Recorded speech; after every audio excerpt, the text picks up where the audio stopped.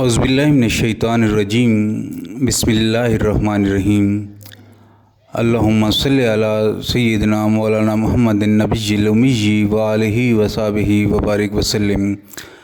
अस्सलामु अलैकुम व रहमतुल्लाहि व बरकातुहू। आज का अमल जो मैं आपकी खिदमत में लेकर हाज़िर हुआ हूँ वो रुजत के हवाले से है।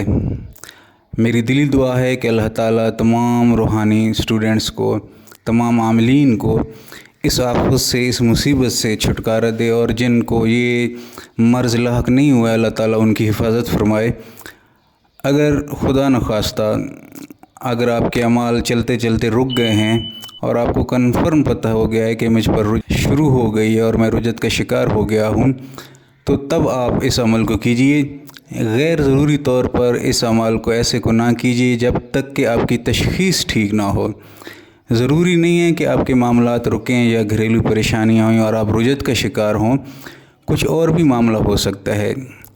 किसी काबिल मालिज से आप पहले अपनी तशख़ीस करवाएं, या अगर आप खुद तशख़ीस के माहिर हैं तो अपनी तशख़ीस करें। अगर रुजत का मामला आए तो मेरे आप इस अमल को ज़रूर कीजिए, इंशाअल्लाह ताला आप इस मर्ज़ से हमेशा के लिए निजात पा लेंगे। सबसे पहली बात तो ये है कि रुजत का मतलब क्या है। रुजत जो है वो किसी अमल का उल्ट बैठ जाना है, किसी चीज़ का रिवर्स हो जाना है। यानी एक चीज़ है जो आपकी सीधी तरफ बह रही है और आपको अपनी मंजिल की तरफ लेकर जा रही है, लेकिन अचानक वही चीज़ जो सीधे आगे की तरफ चल रही है वो रिवर्स बहना शुरू कर दे तो वो आपको पीछे की तरफ धकेल देगी। इसमें दिमागी खलल भी वाक़ई हो सकता है, और इसमें दिमागी खलल ऐसे नहीं होता कि आप पागलपन का शिकार हो जाएंगे। इसमें दिमागी खलल ये वाक़ई होता है कि एक चीज़ रिवर्स चल रही होती है तो वो आपको अपनी उम्र से पीछे की तरफ ले जाती है। यानी ऐसी उम्र में, बचपने में, जहाँ आपके सेंसेस ठीक तरीके से काम नहीं कर रहे होते, आपको अच्छे बुरे की तमीज़ नहीं होती, तो इस मामलात को लोग कहते हैं कि इसका दिमागी खलल वाक़ई हो गया। एक्चुअल वो दिमाग खलल वाक़ई नहीं होता। दिमाग आर्गन है अल्लाह ताला का बनाया हुआ, और वो इतनी जल्दी से ख़राब नहीं होता। हाँ, उसमें थोड़ी बहुत कमी बेशी हो जाती है हमारी अपनी कोताहियों से। तो मैं आपके सामने जो अमल पेश करूँगा इंशाअल्लाह इसका पूरा उतार भी हो जाएगा और आपको कहीं भी आने जाने की ज़रूरत पेश नहीं आएगी। सबसे पहले जब आपको तहकीक हो जाए कि आप रुजत के शिकार हैं, तो आपने अपने पूरे घर से या अपने कमरे से जो तस्वीर लगी हुई हैं किसी भी जानवर की या किसी भी अपने बंदों की, एल्बम वगैरह, तो वो आप अपने घर से निकाल दें, किसी अलमारी में पैक करके रख दें। सामने दीवार पे तस्वीर आवेज़ा नहीं होनी चाहिए। बाकी आपकी एल्बम वगैरह, घरेलू पर्सनल तस्वीरें हैं तो उनको आप पैक करके किसी अलमारी वगैरह में रख दें। उसके बाद आपके घर में जो भी तावीज़ात मौजूद हैं, जो आप इस्तेमाल कर रहे हैं, जो आपने पहने हुए हैं या आपके घर में किसी बंदे ने पहने हुए हैं, या आप कोई तावीज़ दाम इस्तेमाल कर रहे हैं या छिड़काव कर रहे हैं, कुछ इस किस्म का जो भी रूहानी तरीका कर रहे हैं, आप उसको बंद कर दें। तमाम तावीज़ात को, धागों को, टूने टोटकों को, जो भी अपने अपने घर के लिए बेहतरी के लिए आपने किया हुआ है, उसको आप दरिया या बुर्द करें। बेहतर है कि ऐसी चलते पानी में बह के या नहर में फेंकें जो बह जाए और ठंडी हो। नहरें ठंडी होती हैं और बह रही होती हैं, दरिया अमूमन रुके हुए होते हैं, लेकिन अगर कोशिश करें आगे की तरफ जाएं तो दरिया दरमियान में बह रहे होते हैं। तो बहते पानी के अंदर इस चीज़ को डालें। आप वापस आएँ और अपने तमाम विर्द वज़ाइफ जो भी आप कर रहे हुए हैं, चाहे आप बरसों से कर रहे हैं, चाहे आप शुरू में कर रहे हैं, जो भी अमल आप कर रहे हैं तमाम को तर्क कर दें और अपना लिबास जो है वो सफ़ेद पहनना शुरू कर दें, और अपने जिस्म को खुशबू के साथ मुअत्तर रखें और हमेशा 24 घंटे में बावुज़ू रहने की कोशिश करें। और ये नहीं है कि आप 5 घंटे एक ही वज़ू में रहें, आप कोशिश करें कि हर घंटे बार बार वज़ू करें और उसमें वज़ू की दुआ भी ज़रूर पढ़ें। बार बार वज़ू करें, बार बार गुस्ल करें। नहाएं तो गुस्ल करें, सादा नहीं नहाना, आपने गुस्ल के तरीके से नहाना है और खुशबू से आपने मुअत्तर रहना है। चलते फिरते, उठते बैठते आपने कोई भी ज़िक्र नहीं करना, सिर्फ़ पंजगाना नमाज़ पढ़नी है। या जो तिलावत करीम करते हैं आप कुरान करीम की, एक आध पेज वो आप ज़रूर पढ़ें।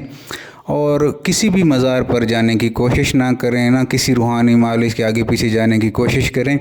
आप एक जगह मखसूस करें और एक वक्त मखसूस करें।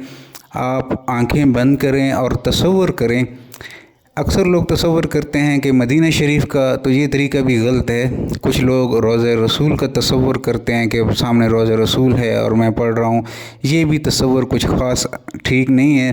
کچھ لوگ سنہری جالیوں کا تصور کرتے ہیں کہ سنہری جالیاں سامنے اور ہم بیٹھے ہوئے ہیں اور ہم ذکر اذکار کر رہے ہیں، تو یہ بھی طریقہ ٹھیک نہیں ہے۔ سب سے جو افضل طریقہ ہے وہ آپ آنکھیں بند کریں، اپنی آنکھ کو سامنے کی طرف رکھیں، آنکھیں بند رکھیں اور ایک نقطے پر ٹکا دیں اپنی توجہ کو۔ باہر کے تمام حواس جو ہیں، باہر کے تمام حواس کو آپ بند کریں، اندر کے حواس کو کھولنے کی کوشش کریں اور محسوس کریں کہ آپ روضہ اطہر کے اندر ہیں اور حضور صلی اللہ علیہ وسلم کی روح مبارک کے بالکل سامنے ہیں، یعنی روح کے روبرو آپ بیٹھے ہوئے ہیں اور تعظیماً آپ درود ابراہیمی پڑھ رہے ہیں۔ درود ابراہیمی جو ہے وہ آپ 313 کی تعداد آپ نے رکھنی ہے۔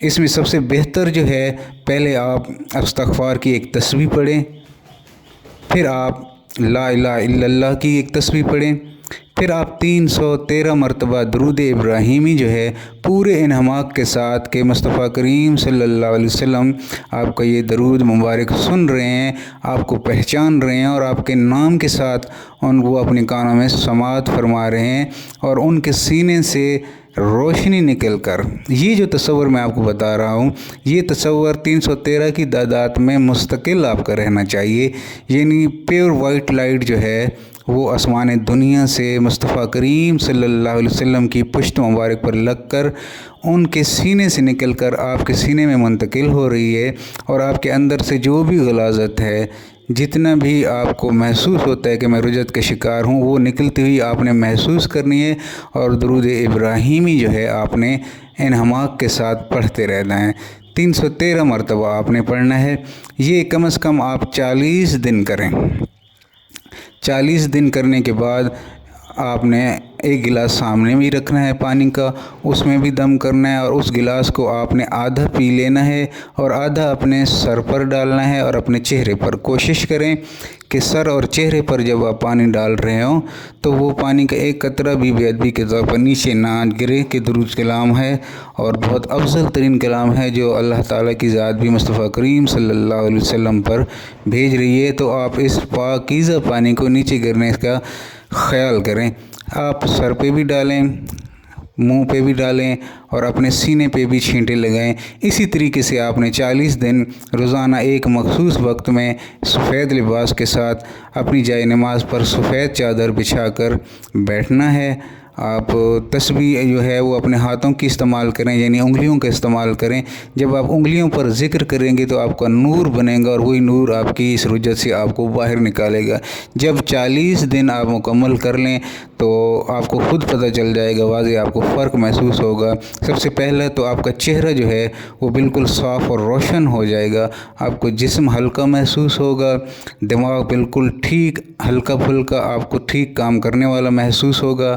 آپ کے جتنے بھی رکے ہوئے معاملات ہوں گے، لوگوں سے میل جول ہوگا، کاروبار ہوگا، جو بھی آپ کام کرتے ہیں اس میں آسانیاں پیدا ہوں گی، تو اس کا مطلب ہے آپ کا جو چلہ ہے یہ مقبول ہو گیا اور مصطفیٰ کریم صلی اللہ علیہ وسلم نے آپ کی جو درخواست ہے وہ اللہ کے حضور پیش کر دی اور اللہ تعالیٰ نے قبول کر لی ہے۔